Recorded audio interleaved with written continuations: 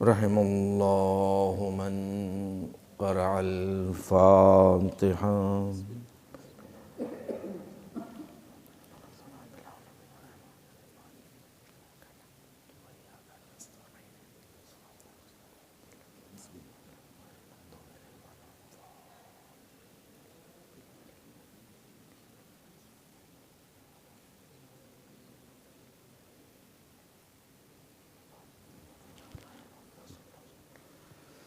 بسم اللہ الرحمن الرحیم۔ الحمد للہ رب العالمین۔ الحمد للہ الذی ذکرہ شرف للذاکرین وشکرہ فوز للشاکرین وطاعتہ نجات للمطیعین۔ ثم الصلاة والسلام والتحیۃ والاکرام علی اشرف الانبیاء والمرسلین وخاتم النبیین ورحمۃ للعالمین جد الحسن والحسین ابی القاسم محمد وعلى أهل بيته الطيبين الطاهرين المعصومين المظلومين ولا سيما بقية الله في الأرضين الإمام الثاني عشر المهدي المنتظر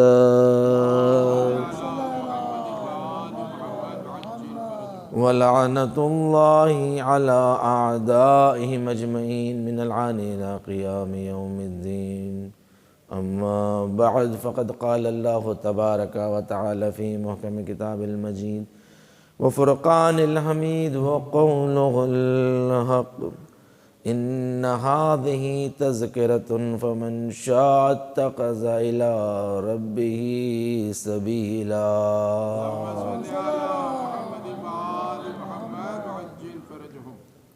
واجبات نماز کے سلسلے میں جو 11 واجبات بیان کیے جا رہے تھے کہ ان میں سے اکثر کی گفتگو ہو چکی ہے کہ 5 عدد اس میں رکن نماز ہوتے ہیں کہ جس کا عمدن یا سہون چھوڑ دینا یا اضافہ کر دینا نماز کو باطل کر دیتا ہے۔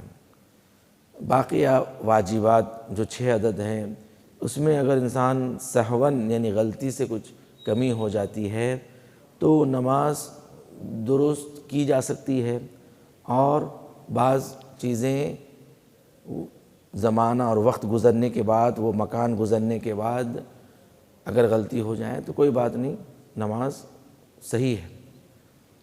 جیسے واجبات نماز میں جیسے بیان کیا گیا قرأت ہے، قرأت کے سلسلے میں سوروں کی قرأت میں اگر کچھ کمی ہو جاتی ہے یا کچھ غلطی ہو جاتی ہے، اگر اسی مقام پر ہے تو اس کی اصلاح کر لیں فوری۔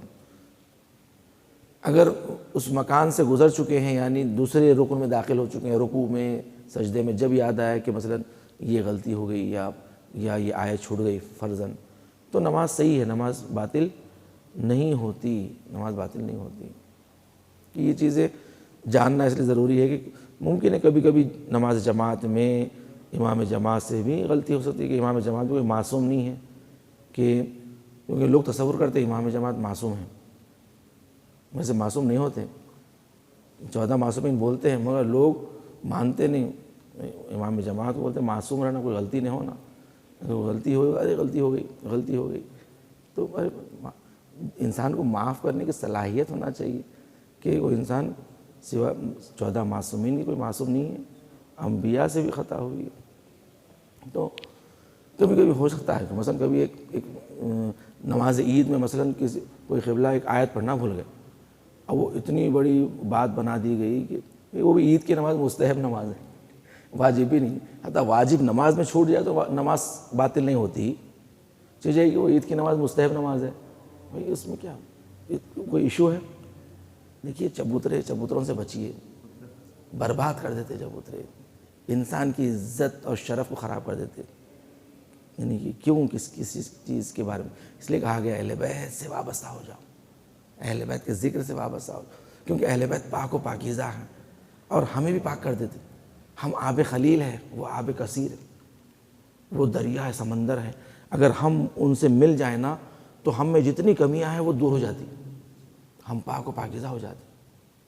تو ان ساری چیزوں سے نجات کے لیے کہ یہ سب چیزیں، یہ جو رومرز ہوتے ہیں، یہ جو غیبتیں ہوتی ہیں، اس سے پناہ مانگنا چاہیے. تو یہ بہرحال یہ اس لیے ضروری ہے احکام کی گفتگو بھی، تاکہ ہماری نالج میں جب اضافہ ہوگا تو پھر ہم سمجھ سکیں ہاں بھئی یہ بات مورد گفتگو ہے یا مورد گفتگو نہیں ہے. بھئی اگر سہون کسی سے غلطی ہو جائے تو نماز باطل نہیں ہوتی. اگر اسی وقت کسی کو یاد آ جائے فوری ٹھیک ہے اصلاح کر، اگر نہیں آئی بعد میں آگے بڑھ گئے تو واجب نماز بھی باطل نہیں ہوتی، واجب نماز بھی بالکل صحیح ہے. تو یہ کیونکہ واجبات میں سے یہ صحیح ہو سکتی ہے، اس لیے کہا گیا یہ رکن نہیں ہے، قرات رکن نہیں ہے، واجب ہے. عمدن کوئی غلطی نہ کرے. ہاں عمدن کوئی غلطی کر رہا ہو بولنے کے باوجود بھی، مثلا کہ بھئی یہ چیز آپ نہیں پڑھ رہے ہیں یا چھوڑ دے رہے ہیں، تو پھر بھی وہ ایسے ہی کر رہا ہے تو پھر غلط ہے وہ چیز، یہ چیز غلط ہے. عمدن اگر کوئی کر رہا ہے تو پھر غلط ہے، واجب چھوٹ رہا ہے. قرات اسی طرح ہم نے بیان کیا ذکر بھی، کہ ذکر بھی واجب ہے، ذکر رکوع، ذکر سجود. اور اسی کے ضمن میں بھی بتایا گیا کہ مثلا رکوع میں دیکھیے ہاتھ گھٹنوں پہ رکھنا واجب نہیں ہے، گھٹنوں پہ رکھنا واجب نہیں ہے، مستحب ہے. کہ مستحب ہے کہ ہاتھ گھٹنوں پر رکھے اور اتنا جھکیں کہ آپ کی پیٹھ بالکل صاف ہو جائے. اتنا جھکیں کہ اگر کوئی چیز آپ کی پیٹھ پر رکھی جائے، پانی رکھا جائے تو پانی گرے نہ، بالکل پانی کی گلاس اوپر اتنا حد تک جھکے.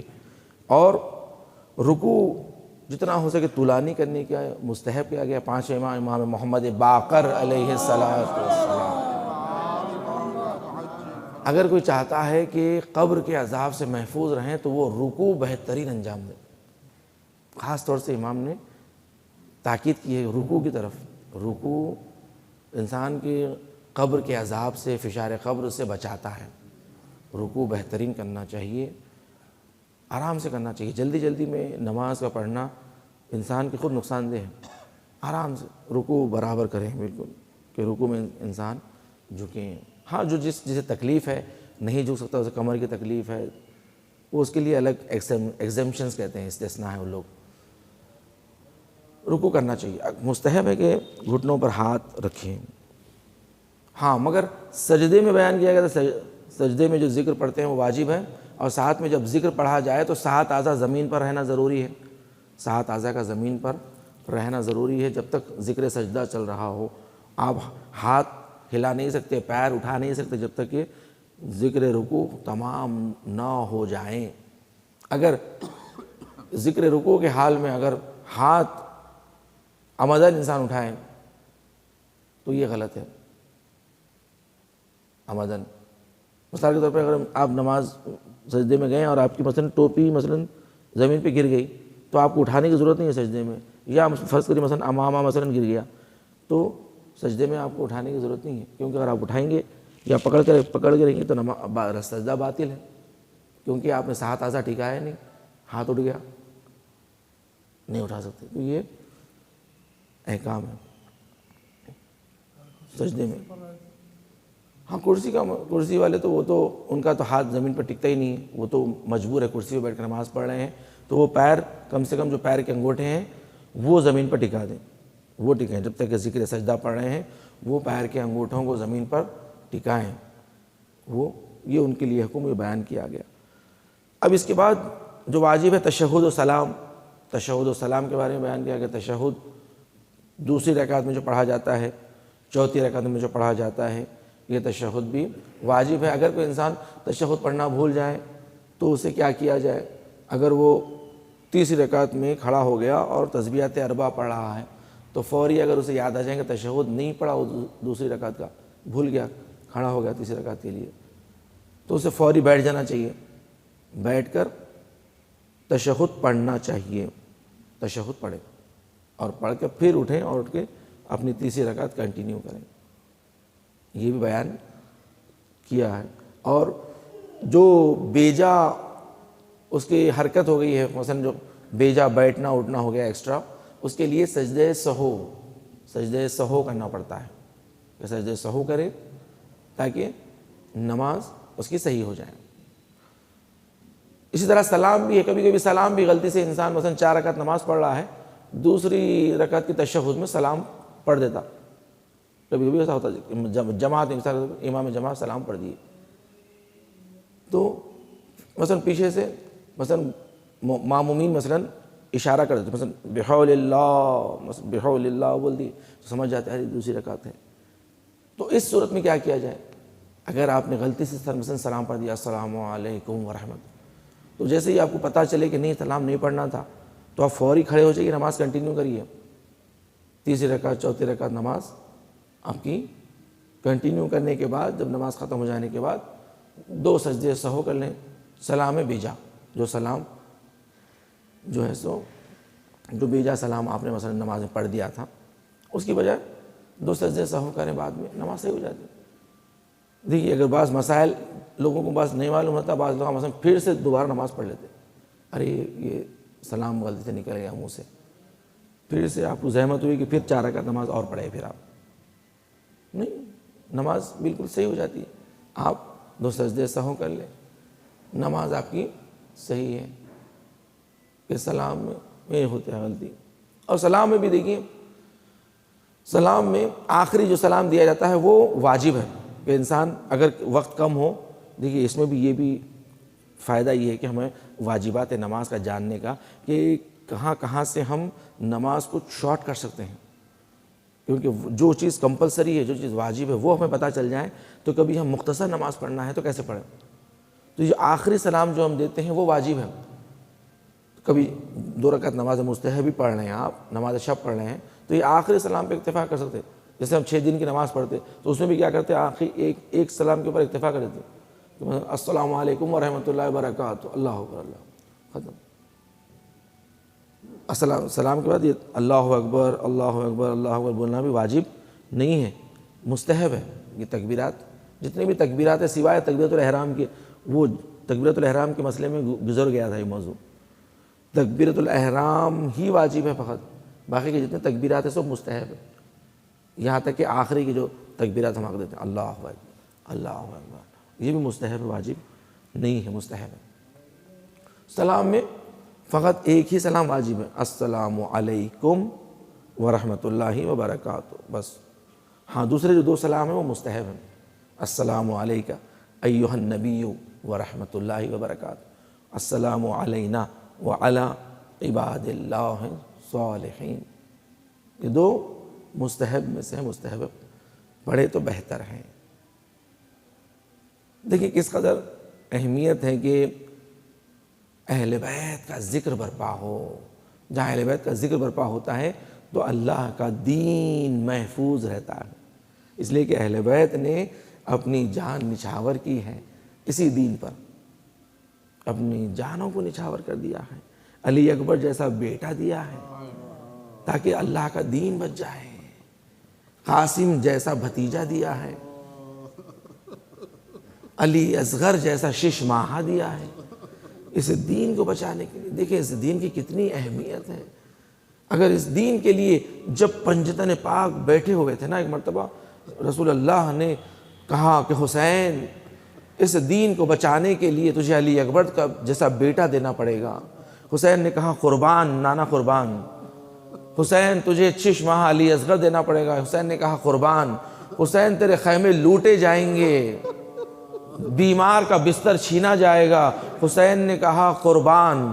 ایک مرتبہ رسول اللہ نے کہا حسین تجھے زینب کی چادر دینی پڑے گی، ایک مرتبہ حسین نے سر کو جھکا دیا، زینب نے حسین کے ہاتھوں پر ہاتھ رکھ کے کہا بھیا زینب کو قبول ہے، حسین نے سر اٹھا کر کہا نانا اگر اللہ کے دین کو میری بہن زینب کی چادر،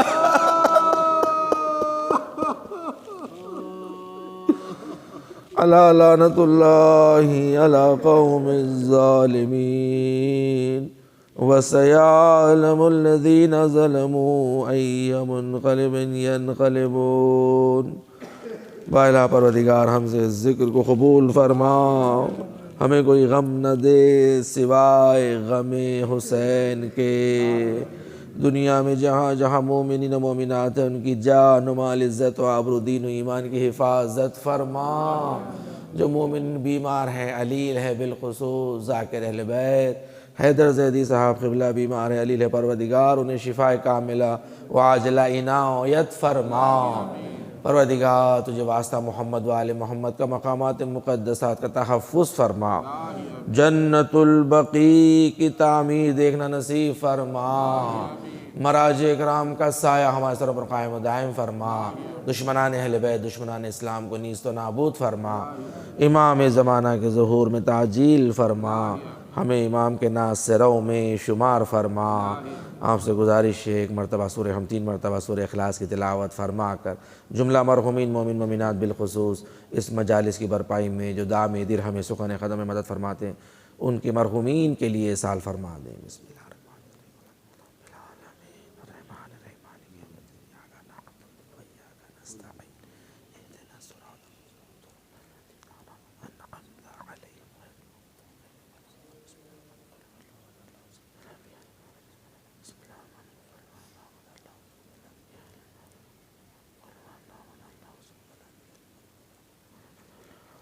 ربنا وتقبل منا انك انت السميع العليم بجاه محمد وآله الطاهرين۔